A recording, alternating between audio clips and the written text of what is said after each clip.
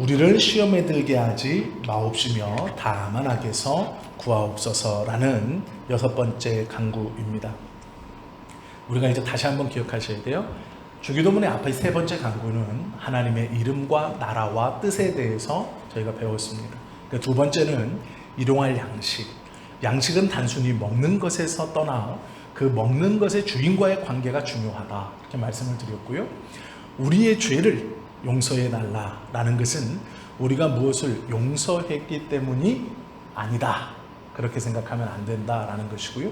오늘 6번째 강구에 중요한 점이 있습니다. 이게 뭐냐면 계속 말씀드리지만 6번째 강구, 이것은 앞에 이 4번째, 5번째, 6번째가 그리고로 연결되어 있는 한 기도문이에요. 그래서 앞에 2 기도문을 끊고 6번째를 생각하면 안 됩니다. 이게 같이 있어야 온전한 기도문이 되는 거예요. 그런데 이제 우리들은요, 이 기도를 잘하지 않습니다. 신경 쓰지 않아요. 뭘 신경 쓰지 않느냐? 일용할 양식을 달라고는 기도를 참 많이 합니다. 그리고 죄를 용서해 달라고 하는 기도도 많이 해요. 그런데 문제는 시험에 들게 하지 말아 달라고 하는 기도는 잘하지 않습니다. 이 시험에 든다는 것이 아직 오지 않은 미래의 일이기 때문에 이것에 대한 기도를 잘 하지 않아요. 아니, 어쩌면 적극적으로 이 시험, 이것에 넘어갈 준비가 돼 있는 분도 있어요. 이게 무슨 얘기냐면 세상적으로 즐겁고 재미있는 것, 세상적으로 움켜쥐고 싶은 것, 즉 성공하고 돈을 많이 벌고 건강하고 싶은 것, 이것을 이루기 위해서 어떠한 방법이나 다 가능하다는 거예요. 그래서 누가 나에게 이 시험을 툭 던지면 그냥 나는 어쩔 수 없었잖아, 툭 넘어질 준비가 돼 있다는 거예요. 어쩔 수 없었잖아, 조금 불법이지만 부자가 돼야지, 이렇게 넘어질 준비가 돼 있어요, 대부분의 사람들은. 자, 이거를 예를 들면 이런 겁니다. 한 남자가 너무 힘이 들어서 병원에 갔어요. 그때 병원에서 의사 선생님이 이렇게 말합니다. 알코올 중독입니다. 선생님, 술을 끊으셔야 될 것 같습니다. 그러니까 이 사람이 이제 알코올 중독이래요. 나 알코올 중독이구나. 그래, 많이 마셨지. 그래, 내가 이제 건강하게 살고 내 자녀들도 돌보기 위해서 이제 술을 끊어야 되겠다. 그 자리에서 결심을 했습니다. 그리고 집에 돌아갔어요. 한 일주일이 지났는데 이제 아내한테 그날 저녁에 이제 집에 돌아가서 선생님이 알코올 중독이래. 몸도 좀 안 좋고 이제 내가 술을 끊어야 되나 봐. 아이고 여보 대단해요. 참 그래, 술 끊어야죠. 뭐 이렇게 했어요. 자, 그리고 일주일을 살았습니다. 근데 일주일이 지났는데 이 사람이 술을 먹고 왔어요. 술이 거나게 취한 거예요. 그래서 이제 부인이 자꾸 묻습니다. 아니 여보, 알코올 중독이라 위험하대잖아. 술을 끊었어야지. 왜 먹고 왔어? 잘 참다가. 그러니까 이 사람이 이렇게 얘기해요. 미안해, 어쩔 수 없었어. 10년 만에 친구가 왔거든. 그리고 이제 잠자리에 들었습니다. 다음날 그 친구한테 전화가 왔어요. 부인이 받았죠. 여보세요. 아유, 여보세요. 예, 오랜만입니다. 아유, 그런데 그 친구 잘 들어갔나요? 어제 인사불성 될 때까지 취해서 집에 잘 갔는지 혹시 몰라 안부 전화 드렸어요. 그랬더니 예, 집에 잘 들어왔습니다. 건강하게 잘 계시죠? 아니, 그런데 어쩌다가 10년 만에 이렇게 남편과 이렇게 연락처를 아시게 돼서 그랬더니 어머, 무슨 소리세요? 먼저 연락해서 찾아오라고 전화했는데. 딱 끊었습니다. 무슨 말일까요, 이게? 술을 먹고 싶어요. 핑계가 없잖아요. 술을 먹을 기회를 누가 만든 거예요? 자기가 만든 거예요, 자기가. 10년 만에 그 친구 전화해서 한번 오라 그런 거예요. 얼굴이나 보자. 왔으니까 그 핑계로 10년 만에 만났으니까 술 한잔 해야지. 이게 뭐냐면요, 시험에 들게 하지 마옵소서라는 기도를 안 하는 사람들, 즉 죄에 대해서 좀 무딘 사람들이 하는 생활 패턴이라는 거예요. 죄를 저지르면 안 돼요. 죄에 빠지면 안 됩니다. 그런데 문제는 뭐냐면 빠질 준비가 돼 있어요. 즉 핑계거리를 찾고 있어요. 의사한테 가서 선생님 10년 만에 친구가 와서 제가 일주일 동안 잘 참았는데요, 10년 만에 친구가 와서 할 수 없이 어쩔 수 없었습니다. 이렇게 말하는 게 하나님 앞에 가서 기도하고 있는 우리의 모습이라는 거예요. 하나님, 어쩔 수 없었어요. 그런데 가만히 보면 그 어쩔 수 없는 상황의 대부분은 적극적으로 내가 만들었다는 거예요. 나도 모르게 내가 그 환경을 만들었어요. 그 환경에 빠지는 거예요. 그 환경을 찾아가는 겁니다. 그러고 나서 어쩔 수 없었어요 라고 말하는 거예요. 왜 그러냐면요, 일용할 양식을 하나님이 책임져 주시고 죄를 용서함 받았다는, 즉 하나님이 우리의 죄를 용서해 주시기에 시험에 들어 지은 죄도 하나님이 용서해 주신다라고 믿고 있기 때문에 그래요. 즉 앞에 두 가지를 확실히 붙들고 있는 사람일수록 뒤에 것을 소홀히 하게 해요. 그리고 또 앞에 두 개를 희미하게 붙드는 사람일수록 마지막 것도 희미해지기 때문에 소홀히 하게 여기게 되는 거예요. 즉 죄의 유혹에 빠지지 않도록 기도하는 것은요, 영적으로 아주 민감한 문제입니다. 우리는 본성적으로 죄의 유혹을 좋아합니다. 그것에 넘어갈 준비가 돼 있어요. 건들면 넘어가는 거예요. 그리고 어쩔 수 없었다라고 말하는 게 우리들입니다. 시험이라는 것은 영어 성경에 보면 두 가지로 분류해서 명확하게 구분하고 있습니다. 하나님께서 사람에게 주시는 시험은 테스트라고 부릅니다. 실력을 평가한다라는 거예요. 주어가 사탄이 되면요, temptation이라고 불러요. 유혹, 미혹, 이것은 떨어뜨린다라는 뜻입니다. 즉 이런 거죠.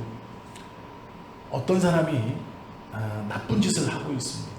근데 경찰이 그걸 알았어요. 그런데 어떤 나쁜 짓을 하고 있는지를 모르겠는 거예요. 그래서 무작위로 범죄의 요건들을 만들어 놓고요, 그곳에 들어와 그 짓을 하는 사람을 딱 잡아요. 너 이거 했잖아 하고 딱 잡아요. 그럼 어떻게 될까요? 그 현장을 왜 만들어 놨어요? 범인을 잡기 위해서 일부러 만들어 놓은 거예요. 그리고 들어오면 잡히는 거예요. 호기심에 들어온 것 뭐 상관없어요. 들어오면 잡히는 거예요. 그런데 지금 법원에서요, 범인을 이렇게 잡아오면 법원에서 무죄라 그래요. 경찰이 만들어서 범인을 만들었다는 거예요. 그럼 경찰들은 얘기하죠. 이 사람이 그 범죄를 저지를 마음이 있었기 때문에 들어온 겁니다. 이렇게 얘기해요. 그런데 설사 그럴지라도 그 범죄 현장을 당신들이 만들어 놓고 유혹해서 미끼를 걸어서 범인을 데리고 왔기 때문에 무죄입니다. 이렇게 말해요. 지금은. 그러나 몇 년 전까지만 해도 이 사람들 다 감옥에 갔습니다. 예를 들어 이런 거예요. 문자로요, 불특정 다수에게 마약을 판다고 문자를 쫙 보냅니다. 그러면 거기서 관심 갖고 뭐 이렇게 하는 사람들 마약 한다고 해서 싹 잡아갔어요, 경찰들이. 그걸 무시하고 뭐야 이거 하고 지워버린 사람은 아무 상관없는 거예요. 그러니까 이렇게 해서 옛날엔 잡아가도 마약사범으로 다 잡혔습니다. 그런데 지금 이렇게 하면 법원에 가서 다 무죄 나와요. 경찰들이 뿌리지 않았냐, 그렇게 덫을 놓지 않았냐, 함정수사하지 마라, 이렇게 말해요. 그런데 마귀의 시험이 이와 같다는 거예요. 덫을 쳐놓고요, 걸리면 다 데려가는 거예요. 다 떨어뜨리는 거예요. 이게 템테이션입니다. 테스트하고는 다르죠. 성경에 보면 하나님께서 테스트를 한 사람이 있어요. 대표적인 사람이 아브라함입니다. 아브라함에게 하나님이 테스트한 것은요, 독자 이삭을 나에게 제물로 바치라 라는 거예요. 아브라함은 그 테스트를 통해서 자신의 신앙을 하나님 앞에 증거합니다. 즉 하나님이 뭐라고 하시냐면, 이제야 네가 나를 진짜로 경외하는 줄 알겠다. 네가 나를 진짜로 믿는 줄 알겠다 라고 말씀하셨어요. 어떤 시험 뒤에요? 이삭을 제물로 바치라는 시험 뒤. 이것이 테스트입니다.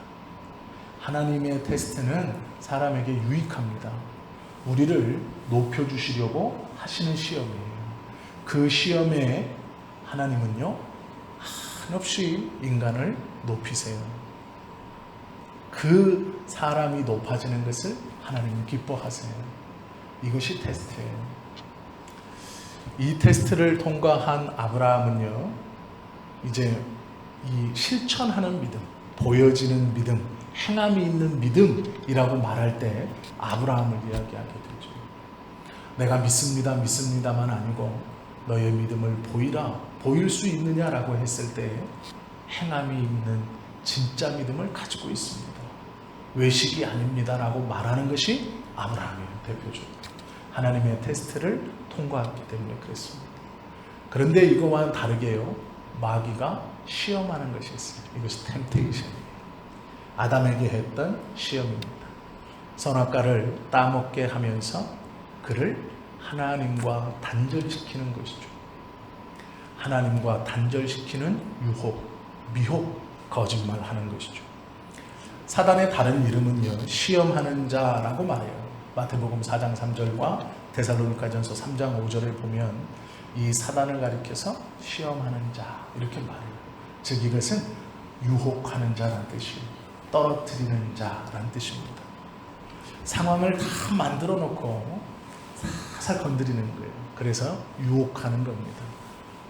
이 사단의 유혹의 목적은요, 하나님에게서 끌어내리는 거예요. 처음에는 아담에게 선악과로 시험해서 모든 인간들을요, 죽음 아래로 끌어내렸죠. 두 번째 아담인 예수님께서 광야 40일 금식하시고 이 공생애를 시작하실 때도 어김없이 이 사단이 나타나요. 그래서 처음에는 육신적인 배고픔을 유혹으로 내밀죠. 돌이 떡으로 변하게 해서 먹고 배불러라 라고 말하죠. 이건요, 누구에게도 피해를 주지 않는 일입니다. 어떤 누가 손해보는 일이 아니에요. 누구를 망가뜨리는 일도 아닙니다. 그리고 아무도 없는 광야에서 예수님과 사단 둘만 있어요. 이것을 행했다고 해서 누구에게 자랑할 수 있는 것도 아니에요. 그런데 왜 이 먹을 문제를 가지고, 먹는 문제를 가지고, 입에 무엇인가 넣는 문제, 배고픔을 해결하는 문제를 가지고 사단이 그 광야에서 단 둘이 있는 예수님께 말했을까요? 누가 피해를 보는 것도 아니고, 누구에게 자랑할 수 있는 일도 아니고, 누구가 뭐 이렇게 놀랄 일도 아닌 거예요. 거기는 아무도 없거든요. 둘만 있거든요. 왜 그랬을까요? 우리의 시험거리의 대부분은 먹는 문제와 관련이 있기 때문에 그래요. 살아가는 문제와 배고픔을 채우는 문제와 관련이 있기 때문에 그래요. 내가 나의 필요를 채우고 내 배고픔을 해결하는데 누군가 손해보지도 않고 자랑할 만한 것도 아니지만 많은 순간 그것이 우리에게 죄의 유혹으로 다가올 때가 많이 있기 때문에 사단은 예수님에게 제일 먼저 우리의 먹는 문제를 가지고 유혹합니다. 두 번째는요, 명예를 가지고 이야기하죠. 성전 꼭대기에 뛰어내려라. 천사들이 너의 발을 수종들어 받치어 땅에 부딪히지 않게 하리라. 그리고 많은 이들 가운데 우뚝 서라 라고 말하는 거예요. 세 번째는 다 아시는 것처럼 나에게 절을 한번 하면 천하만국을 너에게 주겠다라고 얘기해요. 하나님의 뜻에 따라 십자가를 지고 사람들을 구원할 필요 없이, 즉 네가 이 땅에 와 계속해서 기도하고 있는 하나님과의 단절을 경험할 필요 없이 나에게 절을 한번 하면 네가 원하는 이 세상 너의 마음대로 할 수 있도록 해주겠다라는 유혹이에요. 이 사단의 유혹이 그냥 하는 것이 아닙니다. 우리의 가장 약한 부분, 그것들을 가지고 유혹하는 거예요. 예수님조차도 유혹하러 오는 거예요. 너 이 땅에 왜 왔느냐? 하나님과의 단절을 통해 하나님께서 선택하신, 하나님이 기뻐하시는 그 사람들을 구원하러 오지 않았느냐? 그러나 그 힘들고 어렵고 두려운 방법 대신 나에게 절을 한번 하면 내가 천하만국을 너의 손에 주겠다 라고 유혹하는 것이죠. 쉽게 해결해 주겠다는 거예요. 한 번만 절하면 너의 그 두렵고 그 무서운 십자가는 없어도 된다. 너의 뜻대로 될 것이다 라는 거예요. 얼마나 교묘하게 말하고 보기에 좋고 듣기에 좋고 고민하면 고민할수록 참 문제를 쉽게 해결할 수 있는 거예요. 이것에 넘어가는 사람들이 많이 있습니다. 특별히요, 목회자가 되기 위해서 헌신하고 하나님 앞에 기도해 사명을 받았던 사람들이 지금은 목사가 되려면 어떻게 하는 게 정상적인가요? 대학교를 안 갔다면 대학교 4년을 가고 신대원 3년을 가고 신대원 한 2학년 때쯤 전도사고시를 보고 4학년 졸업하면서 강도사고시를 보고 교회 사역을 통해 목회의 감을 익히고 또 설교를 해가면서 강도를 배워가고 강사고시 보고 목사고시 봐서 1년 뒤에 목사 안수를 받는 거예요. 절차가 좀 복잡합니다. 아무리 그가 목사 안수를 빨리 받으려고 해도 최소 4년에서 5년 이상 걸려요. 최소한으로 걸리는 시간이 그렇습니다. 그런데 이런 분이 있어요. 사명을 받았대요. 하나님께서 나에게 큰 비전을 주셨어요. 목사가 돼야 돼요. 그런데 신대원에 가서 1학년, 1학차, 2학차, 6학차까지 공부하고 전도사, 강도사, 목사고시 보고 시간이 없어요. 내 나이가 몇인데. 저기 가니까 6개월, 1년 만에 목사 안수 줘요. 집중교육이래요. 내가 성령이 충만하고 은혜가 충만한데 성경은 성령께서 깨닫게 해주시는 거니까 우리 목사님 보니까 뭐 말씀했던 말씀 매일 똑같이 다 반복하던데 잘못된 거죠.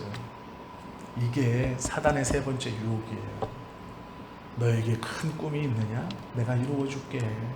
나에게 절해라 라는 거와 똑같은 거예요. 은혜를 정말로 제대로 받은 사람은요, 제대로 된 절차를 밟아서 목사가 되려고 하는 사람이 제대로 은혜를 받은 사람이에요. 은혜를 받았는데 6개월, 1년짜리 신학교에 가서 거기서 속성으로 어떻게 빨리 목사가 돼야지, 그게 은혜를 제대로 받은 사람의 모습이 아닙니다. 은혜를 받으면 편법과 불법을 따라가지 않아요. 그것이 더뎌도 정도를 가는 거예요. 부끄러운 얘기지만 저희 교단도 그런 목사님 너무 많아요. 중졸이 목사로 앉아있어요. 학력이 중요하지 않지만요, 지금 대한민국은 목사가 되려면 대학원을 나와야 돼요. 중졸은 법적으로 목사가 될 수 없어요. 그런데 목사라고 이름을 달고 학교에 와 있어요. 기가 막힌 버릇입니다. 그분의 교회가 아무리 커도 아니요, 그럴 수 없죠. 사단이 예수님을 시험하면서요, 이 시험의 본질이 있습니다. 우리가 베드로에 대해서 이렇게 잘 알고 계시는데요, 베드로가 사단의 시험을 받아요. 베드로가 사단을 직접 찾아와서 쏘근거린 적은 없습니다. 그런데 예수님이 뭐라 그러시냐면요, 너희가 라고 불러요. 만찬의 자리에서 베드로가 뭐라 그러냐면, 예수님, 제가 결심했잖아요. 예수님이 죽으러 가면 죽으러 가는 길에, 옥으로 가시면, 즉 감옥에 가시면 감옥에 내가 따라가겠습니다. 저는 예수님 절대로 배반하지 않겠습니다. 이렇게 다짐해요. 그때 예수님께서 일어나셔서요, 베드로를 먼저 딱 보시고요, 또 함께 있는 제자들을 보시면서 사단이 너희를 이라고 말해요. 사탄이 너희를, 복수로 얘기합니다.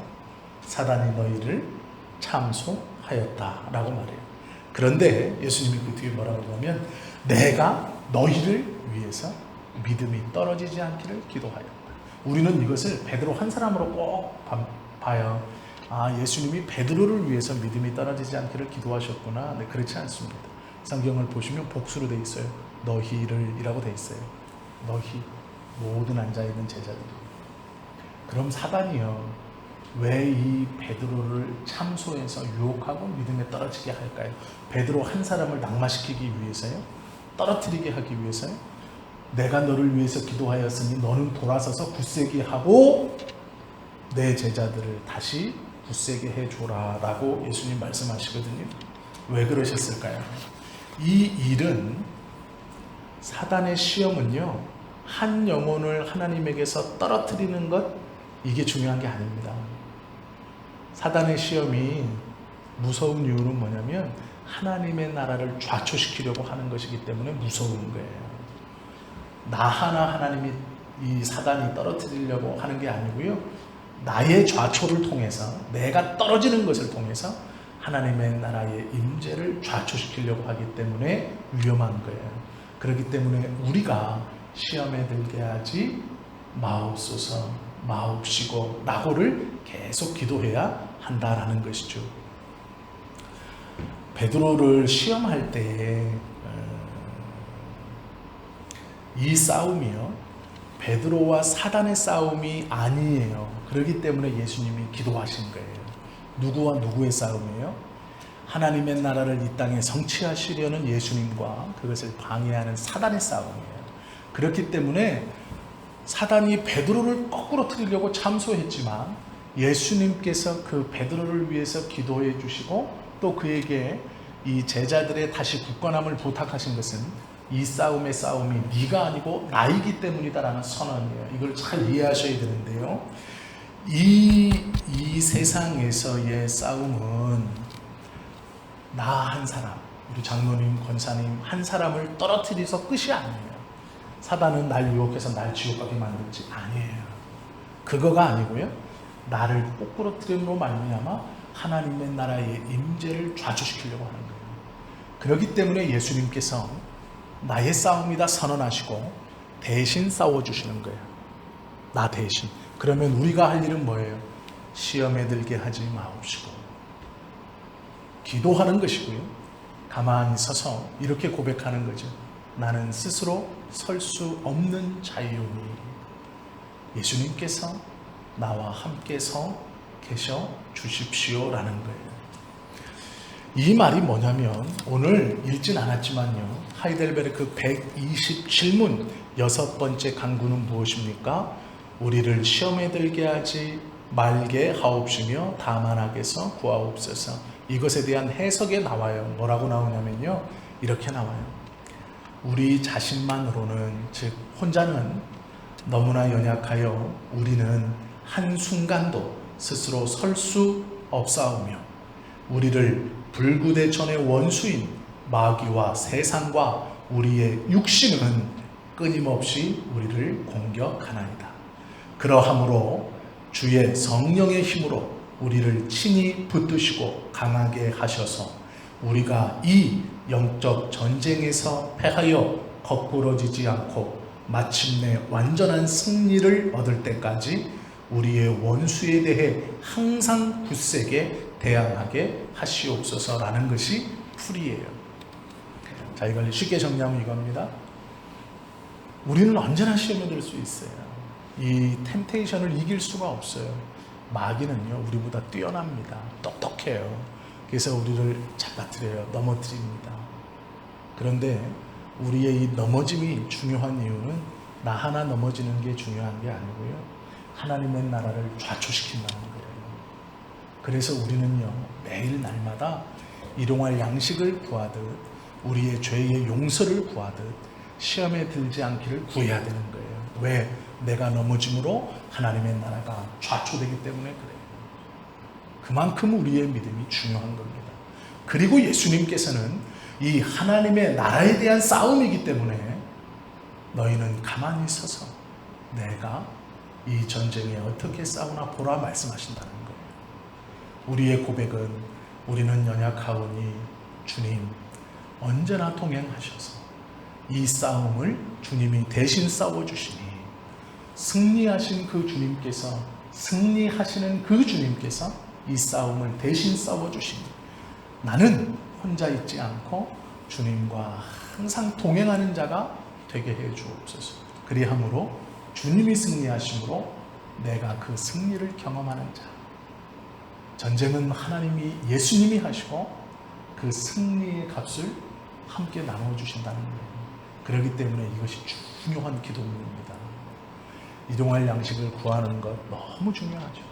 죄를 용서함 받는 것 너무 중요하죠. 그러나 시험에 빠지지 않도록 기도하는 것도 너무 중요한 겁니다. 이 세 가지가 그리고 라는 말로 연결되어 있는 문장이에요. 그래서 일용할 양식을 주시옵고 우리가 우리의 죄를 사하여 준 자를 사하여 준 것 같이 우리를 사하여 주시옵고 다만 악에서 구하옵소서. 시험에 들게 하지 마시옵고 라고 하는 거예요. 이것이 연결되어 있는 주기도문의 4번째, 5번째, 6번째 기도문입니다.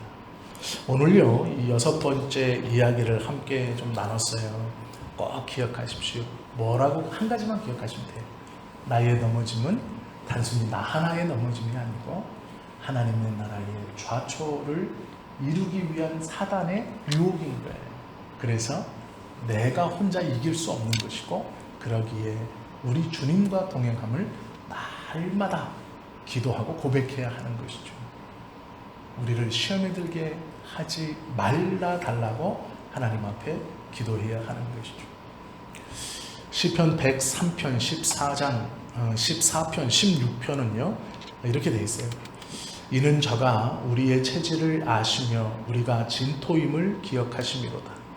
인생은 그 날이 풀과 같으며 그 영화가 들의 꽃과 같으며 그 영화가 들의 꽃과 같도다. 그것은 바람이 지나면 없어지나니 그곳이 다시 알지 못하거니와 라고 말해요. 즉 죽으면 흙으로 돌아간다. 우리의 영화는 짧다라는 거예요. 그러니 겸손히 주님께 매어달리자, 하나님을 붙들자, 주님과 동행하자라고 말씀하시는 것이죠. 원수가 공격할 때에도 주님과 붙어 있으면 우리는 넉넉히 이겨낼 수 있는 것이죠. 특별히 오늘 6번째 이 우리를 시험에 들게 하지 마옵시고에서 꼭 필요한 나 하나의 넘어짐이 아니라 하나님의 나라를 좌초시키려는 사단의 큰 유혹의 시작임을 우리가 분명히 알고 민감하게 반응할 수 있어야 돼요. 내가 싸워 이길 수 없고 하나님의 싸움이라고 예수님이 선언해 주셨어요. 그렇기 때문에 우리는 예수님의 은혜만을 꼭 붙들고 가면 되는 것이죠. 그것이 시험에 들게 하지 마옵시고 나는 말씀이에요. 우리가 이제 그 뒤에 얼마 남지 않았는데요. 이제 다음 주에 다시 한번 보시겠습니다. 기도하겠습니다.